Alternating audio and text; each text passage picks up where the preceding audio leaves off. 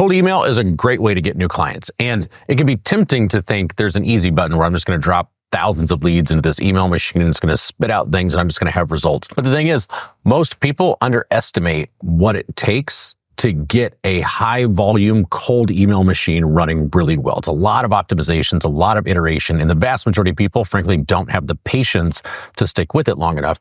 And if you do it right, personalized, low volume, cold emails will actually get you significantly higher conversion rates and a lot more value from whatever list you're working, which is really important if you have a small market or just a small marketing list to go after in the first place. So if you have really high value clients that you want to go after, or you do have a small list to market to or a small market to actually go after, personalized, low volume, cold emails can be a really good moneymaker for you because they stand out in your inbox. And I'm going to show you how. And they even create a sense of reciprocation because when you show somebody that you've actually done the research and personalized a message, something goes off and says, it might be worth a response. Or at least a lot more people will respond to that than they will a message that they think was written by an AI bot. And right now I'm using a strategy that's got 43% open rates on cold email. And I'm going to show you how I'm doing it step by step. Let's dive in. So I'm sharing my screen here. And what we've got is a document that I have linked to in the notes below. So feel free to go grab that and just make a copy. And it's going to go through the checklist. I'm going to walk through all of this. But the first thing I want you to grab is Sam McKenna's perfect email. And it says SMYKM. It stands for Show Me You Know Me. Basically, this is her approach. And I want to give kudos and credit where credit is due. Sam McKenna is the founder of Sam Sales, and she's got some great resources on email. Some of these that I've hijacked, as you can see, and then share these with you. I linked to this, so you can go ahead and grab this yourself. So this is going to be that document, and I'll walk through some pieces here and how we're structuring the personalized cold emails. And I've got an example here in the other document that I will walk through as well. There's some down here that you can leverage. Now, basically what you want to do is you want to start with a process that allows you to really quickly get the information that you need to personalize the email. And I'm going to show you where to personalize it here in just a minute. What I have is a basic checklist. And the checklist for me is I'm going to start with the LinkedIn profile. If I'm selling B2B services, I'm going to start with the profile, and I'm going to look at the headline. I'm going to look at, all right, is there anything interesting in here? I'll hop down, always read the about. Oftentimes you'll get some unique experience or maybe some overlap. Like if I was targeting myself, maybe there's some US Chamber alumni, or maybe I had some experience with private equity, or we moved to Baja. So there's things that you can pull from the about page if they've done that. You can look at services that they're selling if they have those. Look at the featured section. Like that's showcasing if they're really active on LinkedIn, or if they're like creating content, they're going to have stuff in the featured section that you can look at, you can learn from, you can engage with. In my case, I've just got the newsletter. So maybe I'd hop over and sign up for the newsletter and see what the past issues of the newsletter were. I'll look at the content. Now, if I'm looking at content, I'm going to look for something that I can engage with, right? Like I'm going to look here and, maybe read the last post and, like it, make a comment. Maybe I find another one that I can engage with. What I wouldn't do is just go through and like 20 of them. Right? Like sometimes I get notifications that say, so-and-so liked. I don't think it's going to help your rapport or your status. But go ahead and hop in to one or two of those. And if you see an opportunity to engage, go ahead and do that. The other thing that you're looking for in the content is, what is their messaging? Like, is there anything in the messaging that you can leverage in your personalization? Like, as you're looking for things to use, maybe they're sharing like a recent podcast that they were on. Maybe they're sharing a recent YouTube video that they released. Maybe they shared, something that's going on with the company. So you actually read it and see if there's some opportunities to leverage that content. Then I'm going to look through the experience and companies. Again, maybe I know somebody at one of these companies. Maybe I worked at one of these places. Maybe I know somebody that worked at one of these places. This may give me some additional information to utilize in my messaging. Where'd they go to school? Like, did we go to school together? Who knows? Any other activities or things that they've got going on? You may even look down at the recommendations, right? Like if they've got, 10, 15, 20 recommendations, maybe you comment on, the number of recommendations that they've got on LinkedIn. So go through the profile first. Then the second thing I'm going to look at is I'm going to look at the company page.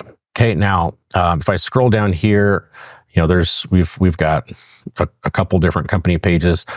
So maybe I look over here, and on the company page, let's see, I'll look at the home. Is anything interesting here?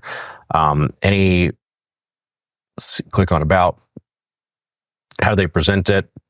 What locations do they have? Now I'm going to also look at content. Is there recent content that I can engage with or that I can reference when I'm writing a message? Any interesting news releases? Any latest performance metrics? Like, what is the company saying, if anything? Are they hiring? Who are they hiring for? Perhaps, you're reaching out to the executive that has a bunch of job recs out right now. And that's the only thing that you can find to use in the messaging. Click on the people and see, who else is related to the company, who else is either at the company or engaged with the company or has been in the past.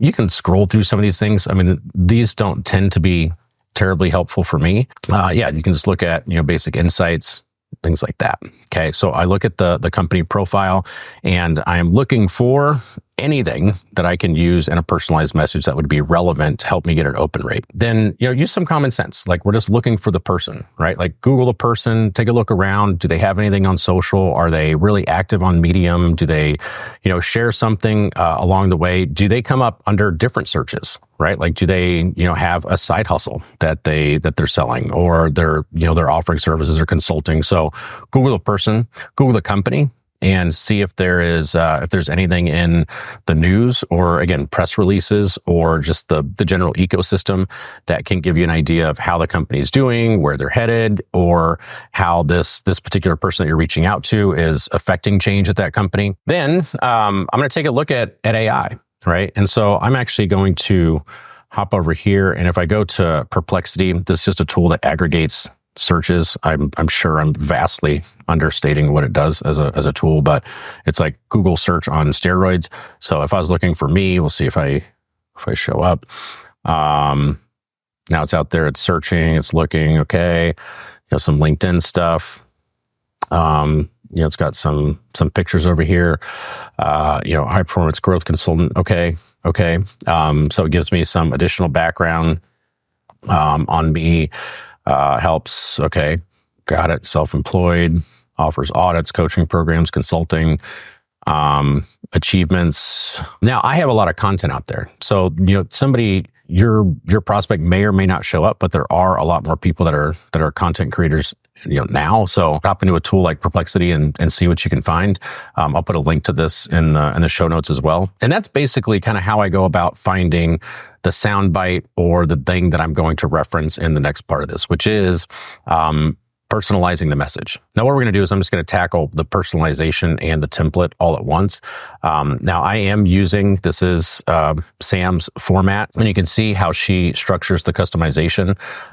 This is where you're going to customize the subject line, and there's a piece that's personalized at the beginning, and then there's going to be a piece that is your template. Okay, so you're going to leave space here to personalize it, and then you've got the piece that's templated. Then the email itself, first sentence, pretty powerful. We've yet to be properly introduced, but I'm Sam McKenna, CEO of Sam Sales. She has some good tips in here.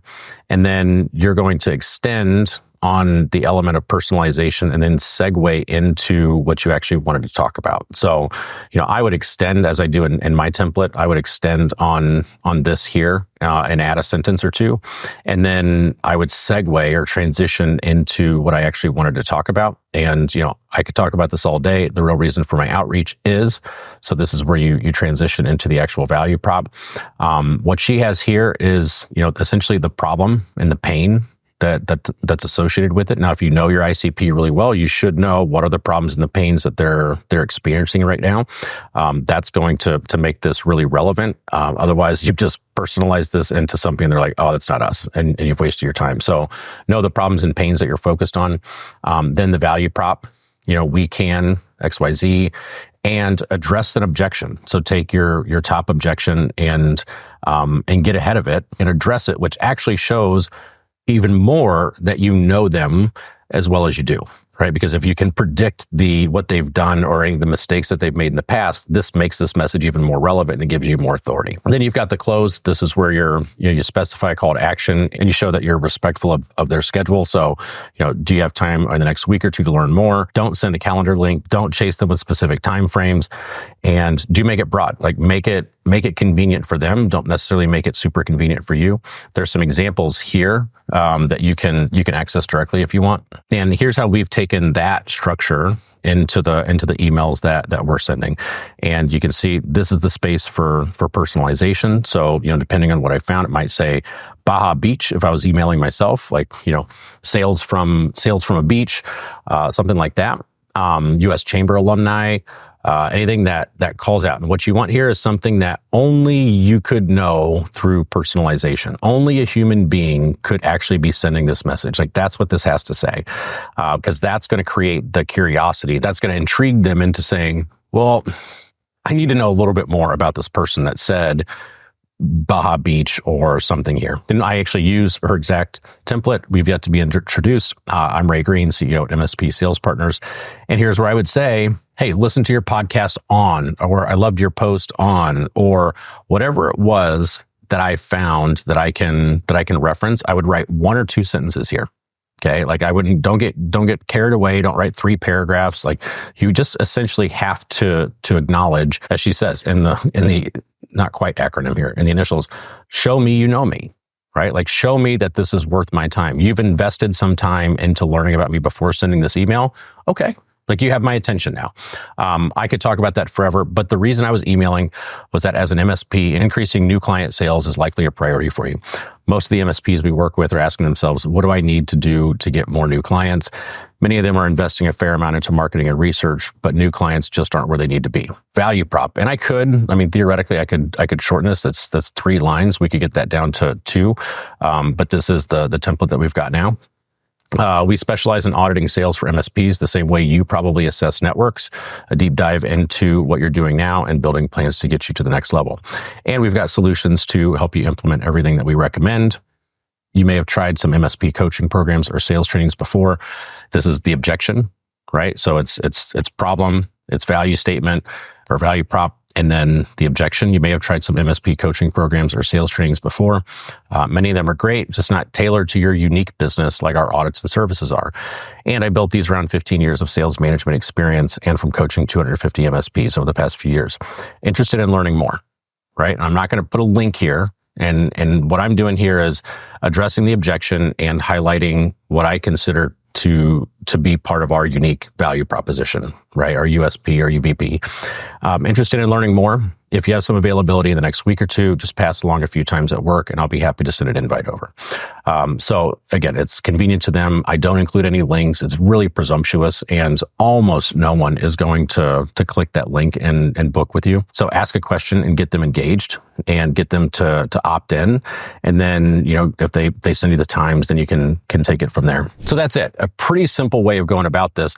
It does take some time. But the conversion from spending that amount of time and the extra few minutes to personalize a message is going to help me get monumentally more value out of a list than if I just drop it into something with automation and just fire off something really generic and really vanilla to everybody. So feel free to grab this framework, this checklist. Don't forget to grab Sam's overview and her process for putting these things together. There's some additional examples in her document as well. In fact, I actually used this same format, same structure and everything to open up the door to a CRO at an organization that I was trying to partner with on something. And it was fairly unique. I'd sent a message on LinkedIn, hadn't heard anything back. So I used this exact same thing, did some research, and I found some unique stuff. So here's what I did. I followed this process, followed the checklist. I found some interesting stuff, including the fact that the person I was trying to reach out to had a small business that he sells vintage watches. And so that's what I found that out. I said, okay, vintage watches plus company name here. And I said, hey, Jeremiah, reach out on LinkedIn, but I'm sure you get a million DMs as I do. Candidly, I did a little research to see how I could say this isn't an AI written spammy cold email and found meters first. Pretty dope. One of our 150 shared connections, so I'm trying to leverage some personalization there too as well, is a huge timepiece. Fan has come close to getting me to get my first legit one. Still on the fence, but we have a broker now. reason I reached out on LinkedIn was. This is the exact same thing. So it works. I promise you. You just have to invest the right time, look for the right things, structure this, and I assure you that you're going to get a lot more value out of the list that you're working and higher conversion rates, and frankly, show up to warmer calls because people would rather talk to somebody that has done a little bit of research and strikes up something that feels marginally personalized on the initial outreach. So hope this has been helpful. If it has, go ahead and subscribe to the channel for more business and sales tips. Adios.